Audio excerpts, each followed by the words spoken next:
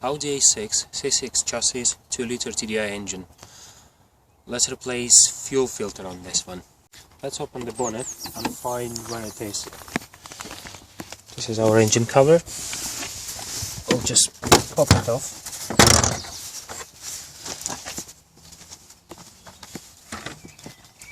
We are going to replace this bit. This is our fuel filter. This is our new fuel filter. It comes in a box like this. That's the fuel filter itself. And we have two O-rings. I'm gonna show you later where they go. This is our filter. Our fuel, as the arrow shows here, I don't know if you can see it on a video, on the camera.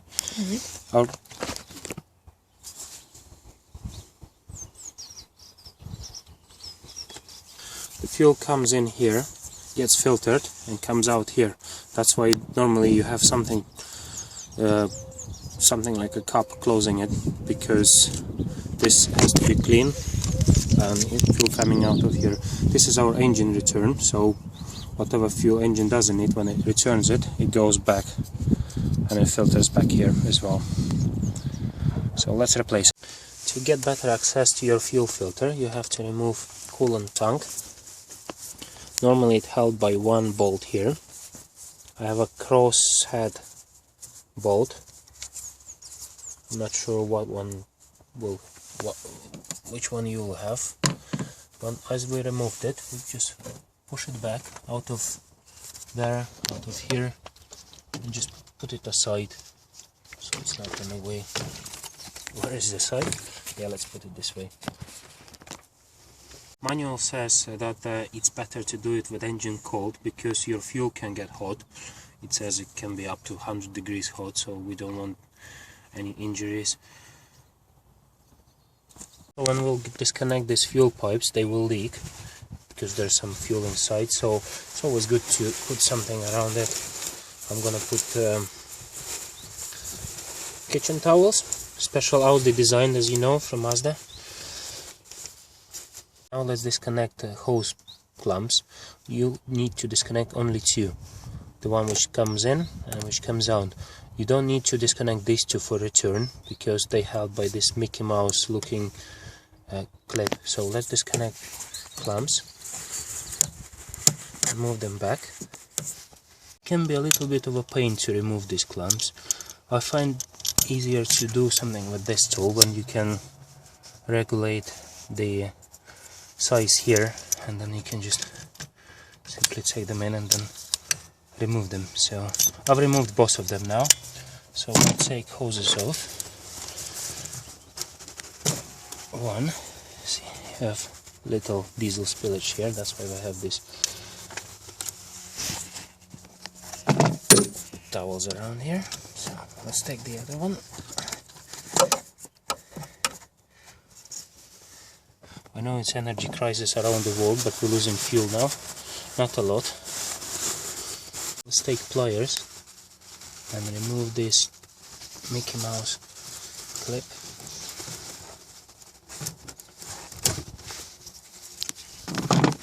Hi Mickey! Yeah!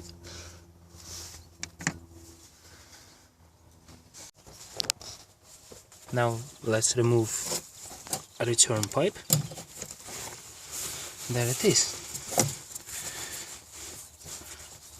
Now all we have to do is just take this fuel filter out.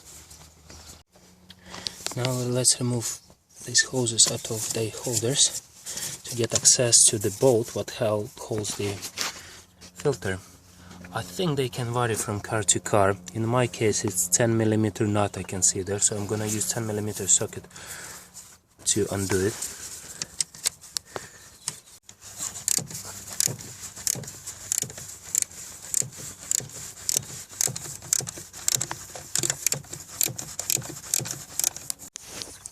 You don't have to undo it all the way, only enough to release the filter. And now we'll just take the filter out. It doesn't want to go out. Now this is your fuel filter. As you can see here, it's still full of diesel. To put the new filter in, manual says you have to fill it up with clean diesel. Let's go to petrol station and buy some clean diesel? No. What normal garages do, because most of this diesel is clean, if you just pour it out, you'll see it will be diesel, and only at very bottom you'll get some little bit of dirty water, just at the very bottom. So normally they pour most of the diesel from your old filter back to your new filter. Do it a little bit, maybe more than half. If you put it empty, you'll have trouble starting your engine. You'll start it eventually, but you'll have to struggle a little bit, because you'll need to wait till it fills up with diesel. If you fill it up half, you'll still get some misfire till it fills up properly. I normally pour most of the diesel, like, I don't know, 73/4 will be alright. So let's... oh! That's dirty. Let's put most of diesel inside there.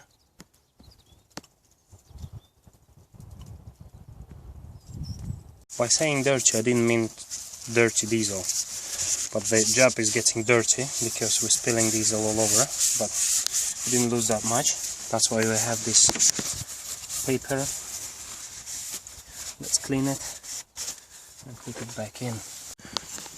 Now since we put it back in, the return pipe back on. Where is our Mickey Mouse? Hey, I'm here, I'm here! Okay, you go back to hold this. Sorry, now very bad view.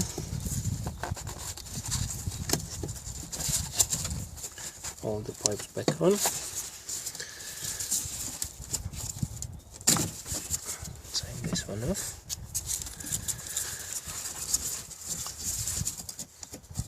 This fuel goes into the engine, so make sure you don't drop any rubbish in there. And now let's put this back on. What did we forget? We forgot about our O-rings. Where do they go? It's Mickey Mouse's fault. It distracted us. So let's take this back out. You don't have to do it twice as I did. Always learn from my mistakes. Mickey, you have a rest. We'll take the return pipe out, and here they are, our oil rings, fuel rings I mean. The blue one goes at the top, black one goes at the bottom, I think so, but to me they look pretty similar. But I know blue one goes at the top, black one at the bottom, so let's remove them. To remove them with screwdriver it didn't work. Knife could be good, or my missus always has a needle, so I'm using sewing needle, but it's up to your fantasy how you want to remove them. Now let's put these ones back on. Now let's put the blue ring on the top, and the black one.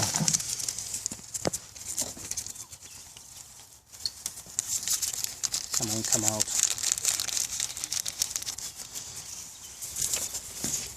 Back on here.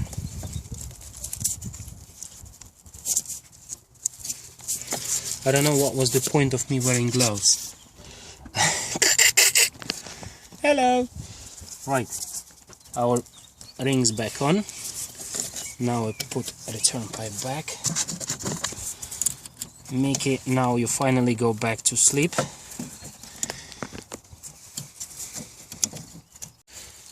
Because we have new rings, it's a bit tight to put it in, so you can just slightly tap it, and then our Mickey goes back on. Let's tighten up our clamp. Let's put it back on.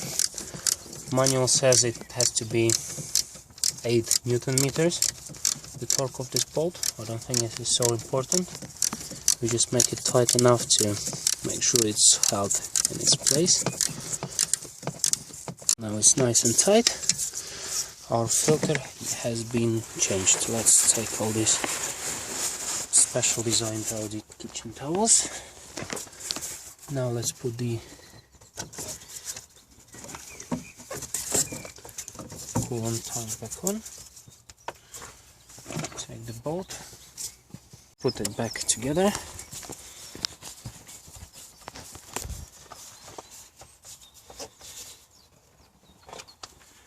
Right, let's take all the rubbish out.